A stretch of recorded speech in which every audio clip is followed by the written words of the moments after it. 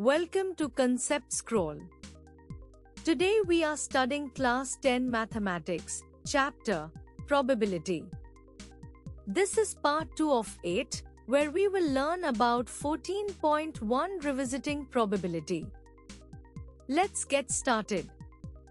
In Class 9, students were introduced to the concept of probability through experimental or empirical probability.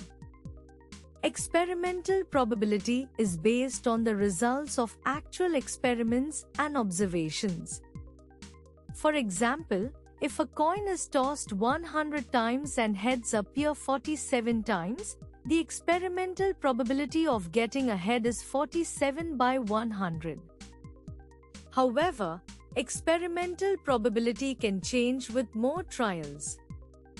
The more the number of trials, the closer the experimental probability gets to the actual, theoretical probability.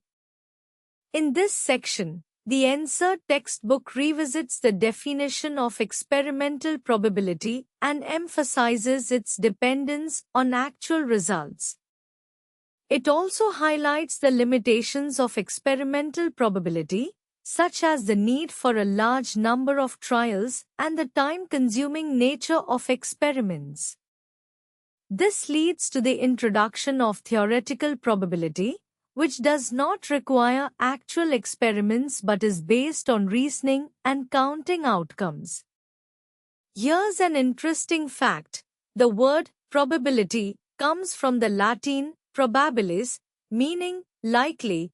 So every time you predict rain, you're speaking ancient math. Key takeaways: experimental probability is based on actual experiments. It is calculated as the ratio of the number of times an event occurs to the total number of trials. Experimental probability may vary with the number of trials. With more trials, experimental probability approaches theoretical probability. Experimental probability requires time and effort to perform experiments. Theoretical probability overcomes the limitations of experimental probability. In the next part, we continue with probability on Concept Scroll.